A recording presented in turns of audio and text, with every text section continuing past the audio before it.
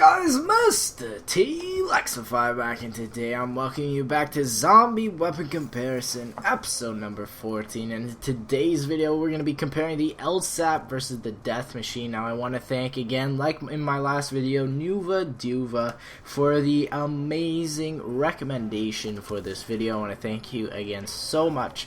Now, for this video, if you don't know what this is, basically I take two weapons and I compare them for stuff like ammo, price, how easy they are to get, availability, accuracy, and damage. Now, for each new episode, I add a special factor, but in this episode, since we're sort of throwing it back to Mob of the Dead, I decided to add back one of the older recommended special factors, which is which perks do you want for this gun, which again is a very good factor and I really like it. Now, if you want to vote for the next two weapons, all you gotta do is like, comment, and subscribe. If you do all three, those two weapons will probably get a higher chance of getting on the next episode or the next video. So without further ado, guys, let's get on with the video. So for the Death Machine, you have 300 ammo plus the 150 in the clip. With the Lsat, you have 400 ammo plus the 100 in the clip. Now, I have to say, with using both of these weapons, I do have to say that the ammo just blows by really fast, especially with double tap. But even without double tap, your ammo just breezes out of the clip. Now, for the price, both of these are 950 points plus for the price of the weapon itself and the price of the ammo from buying it from the mystery box. Now, how easy it is to get, because they are both from the mystery box, I had to just put them both at a medium. For the availability, the Death Machine sadly is only available on Mob of the Dead, but for the Lsat, it is available on most maps such as Buried, Mob of the Dead, and I'm pretty sure that Die Rise didn't have it, but Transit didn't have it either. So yeah, I think it's just those two maps. And Nuketown as well had the Lsat. That's where it was first introduced. But anyways, the Death Machine and the Lsat both are very limited with their availability. Now, going on to the accuracy, one of the more harder things to record in this episode, for the accuracy of the close range for the Death Machine, I'm gonna have to say it's about 90% on the target, just basically talking about that the Death Machine doesn't really have any heirlooms. And why it's 90% on the target is because when you shoot the weapon and if you hold down the trigger, the barrel of the weapon will move straight up in a vertical fashion, and it will keep moving up while you hold down the trigger. That is why it's very suggested that you actually burst fire these two weapons, because when you hold down the trigger, these light machine guns, they just go ridiculously crazy and they just don't really work. Now, for the long range for the Death Machine, it is 80% on the target. For the Lsat, the close range is 95% on the target, and the long range is 85% on the target. Now, with the Lsat, you can get the grip, I'm pretty sure, just like the hammer or the RPD. And if you do get the grip, it will make the accuracy a lot better. Now, going on to the damage, I have permanently just changed the damage between round 15 and round 30. So for the Death Machine on round 15, it's about 6 shots to the body and 3 shots to the head. Although it sounds like a lot, when you compare it to how much the actual ammo between the weapon itself and its damage ammo count is, it's very realistic. Now, one thing I'd like to point out between the Death Machine and the Lsat is they both do penetrate with their bullets. If they didn't, that would really suck. Now, going on to the damage for round 30 on the Death Machine, this is counting double tap and pack-a-punch.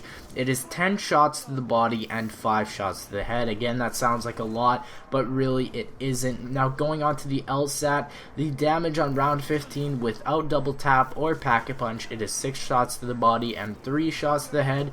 And going on to damage on round 30 with double tap and pack-a-punch, it's about 12 shots to the body and 6 shots to the head. Now, going to the pack-a-punch ammo for the Death Machine, it is an even spread of 550 ammo plus 550 ammo. So the clip ammo is the exact same size as the reserve ammo, which is never before seen in a Call of Duty Black Ops Zombies game, which is pretty cool. And also the Death Machine is upgraded is called the Meat Grinder. Now, I really like this name. It just sounds very cool. Now, going on to the Lsat, you get a 600 ammo plus 100 in a clip. You get a 200 ammo increase to the total reserve. Unfortunately, you do not get a clip size increase, which does suck, but the weapon's name becomes the F-Cert. Now, going on to the new special factor, or the one that we brought back, the recommended perks. For the Death Machine, the recommended perks I would suggest would be Speed Cola, Double Tap, and Electric Cherry. Speed Cola is definitely mandatory because with the Death Machine it reloads very slowly. Double Tap just to get that extra damage for the higher rounds, and Electric Cherry just because the Death Machine is so slow that you're gonna need something to protect you if you run into a horde of zombies, and that will give you a slight chance. Now keep in mind, I always try to include Juggernog, so I just don't even say it with these perks.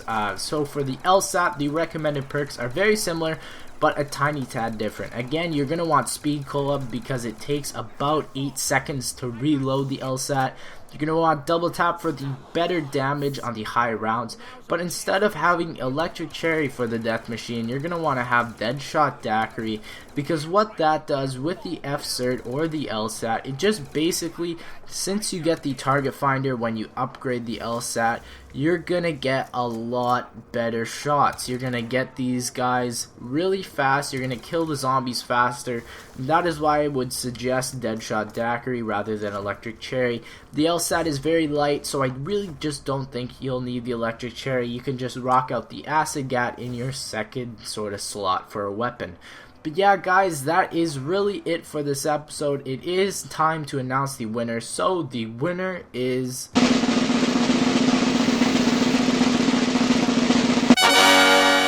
Yes, guys, that's right. The winner is the Death Machine. Now, the Death Machine won very slightly. It won just because of its ammo, its damage, and basically the Pack-a-Punch and everything basically with it. Now, you're probably thinking, yeah, but the weight of the Death Machine really sucks. Why did it not lose? Well, the Death Machine itself is very heavy, but I always found when I played with the Death Machine, I always had a lighter second weapon that I would carry when I'm running, but when I need to kill the zombies, I just pull out the Death Machine, the big bad Meat Grinder, and just chop up the zombies, guys. It would just be something absolutely ridiculous. I wouldn't be holding the Death Machine while I'm hoarding. That's a very bad idea.